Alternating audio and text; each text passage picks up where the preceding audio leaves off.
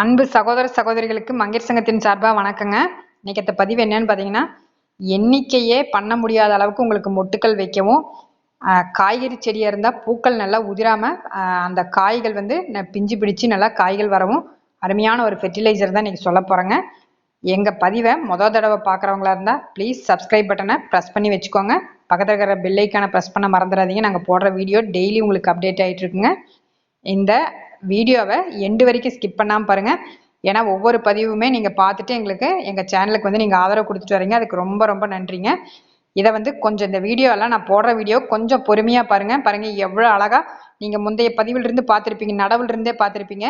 இப்போ செடி வந்து என்னுடைய செடி எவ்வளோ அழகாக வளர்ந்துருக்குதுன்னு, நீங்கள் ஹெல்த்தியாக வளர்ந்துருக்குதுன்னு நீங்கள் பார்ப்பீங்க. பாருங்க, மொட்டுக்கள் வந்து எண்ணிக்கையே பண்ண முடியாதுங்க. என்னுடைய செடியில் வந்து அவ்வளோ மொட்டுக்கள் இருக்கும். நிறைய செந்தளிர்கள் வளர்ந்துக்கிட்டே இருக்கு. ஏன்னா நான் கொடுக்குற உரம் அந்த மாதிரிங்க, இயற்கை உரம் மட்டுமே தான் நான் கொடுத்துக்கிட்டு இருக்கிறேன். இந்த மாதிரி செடியெல்லாம் நீங்கள் மாடி தோட்டத்தில் வளர்த்துற மாதிரி இருந்தால் நீங்கள் எந்த ஒரு பொருளுமே நீங்கள் காசு போட்டு வாங்க வேண்டாங்க. கிச்சன் ஃபெர்டிலைசர் மட்டும் இருந்தாவே போதுங்க. நம்மளுக்கு கிச்சன் வேஸ்ட்டு அது இருந்தால் போதும். பாருங்கள், நீங்கள் எங்கே பார்த்தீங்கன்னாலும் உங்களுக்கு பட்ஸே தான் தெரியும். என்னுடைய செடியில் பொறுத்த வரைக்கும் நான் வந்து மேலே வளர விட மாட்டேன். நிறைய நம்ம மேலே வந்து கட் பண்ண பக்க கிளைகள் நிறைய வளர்ந்துக்கிட்டு வர்றதுனால அத்தனையிலையும் உங்களுக்கு பூக்கள் வந்து வந்துக்கிட்டே இருக்கும். பாருங்க, மொட்டுக்கள் அத்தனையும் வச்சுக்கிட்டே இருக்கும். செந்தளிர்கள் வந்துக்கிட்டே இருக்கும். நல்லா புஷ்டியாக வளர்ந்துருக்கும். பாருங்க, ஒரு கூடை மாதிரி, ஒரு பொக்கே மாதிரி அழகாக வளர்ந்துருக்கும். அதே மாதிரி தான் காய்கறியும் பாருங்க.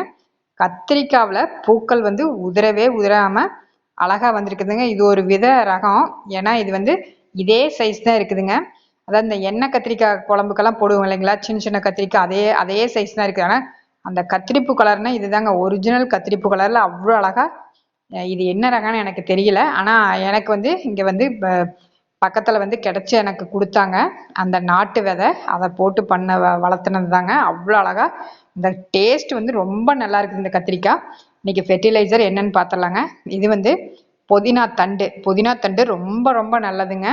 அதுக்கப்புறமா தக்காளி, எலுமிச்சம்பழத்தோல். இது வந்து பூச்சி விரட்டியாக ஒரு இது ஆசிட் இருக்கிறதுனால நீங்கள் எலுமிச்சம்பழத்தோல் கிடச்சா விட்டுறாதீங்க.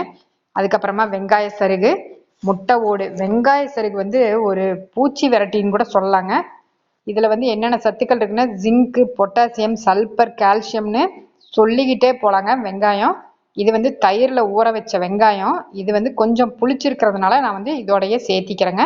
இந்த உரம் மட்டும் நீங்கள் கொடுத்துட்டு வந்தீங்கன்னா இந்த செடிகளுக்கு வந்து அவ்வளோ உயிர் ஊக்கினே சொல்லலாங்க. மெயினாக இதில் வெங்காயத்தில் காரத்தன்மை இருக்கிறதுனால இந்த நம்மளுக்கு அந்த பூச்சி விரட்டியாக மெயினாக வந்து இது செயல்படும். அது இல்லாமல் இதில் பொட்டாசியம் சத்து நிறைய இருக்கிறதுனால இந்த செடிகளுக்கு வரக்கூடிய மஞ்சள், அதாவது இலையெல்லாம் மஞ்சளாகுங்க. அந்த மஞ்சளையெல்லாம் தடுக்கக்கூடிய சக்தி வந்து இந்த வெங்காயத்துக்கு இருக்குதுங்க. நீங்கள் ஒரு வாரம் ஃபுல்லாக நீங்கள் வெங்காயச்சருகை சேர்த்தி வச்சு நீங்கள் ட்ரை பண்ணி பவுடராக கூட யூஸ் பண்ணலாங்க. இல்லை இந்த மாதிரி நீங்கள் மிக்சியில் தண்ணி விட்டு அடித்து லிக்விட் ஃபார்மில் நீங்கள் கொடுத்துர்லாங்க. தாராளமாக நீங்கள் செடி கொடுக்கலாங்க. வெங்காயம் பொறுத்த வரைக்கும் அவ்வளோ நல்லது செடிகளுக்கு. ஒரு உயிர் ஊக்கின்னு தான் சொல்லலாங்க. இதை வந்து நான் ஒரு 5 நாளைக்கு அப்படியே புளிக்க வச்சுருக்கிறேன். நல்லா புளிச்சதுக்கப்புறம் டைல்யூட் பண்ண நிறையா, இது வந்து 1 லிட்டர் இருந்ததுன்னா நீங்கள் 9 லிட்டர் தண்ணியை சேர்த்து நல்லா டைல்யூட் பண்ணிக்கோங்க. இப்போ வந்து காலையில் 6 மணிங்க. அவ்வளோ இருட்டாக இருக்கிற மாதிரி இருக்குது. இப்போ நான் வந்து பக்கெட்டில் வந்து டேப்பை திருப்பி விட்டுருக்கிறேன். இதையும் அதோட ஒன்றா விட்டு நல்லா கலந்துக்க போகிறேன். கலந்துட்டு அதுக்கப்புறமா ஒரு 5 நாள் ஆயிடுச்சுங்க, புளிக்க வச்சிடணும். எந்த அளவுக்கு நம்மளுக்கு புளிக்குதோ அந்தளவுக்கு அவ்வளோ சத்துக்கள் நம்மளுக்கு அதில் வந்து அடங்கியிருக்கும்.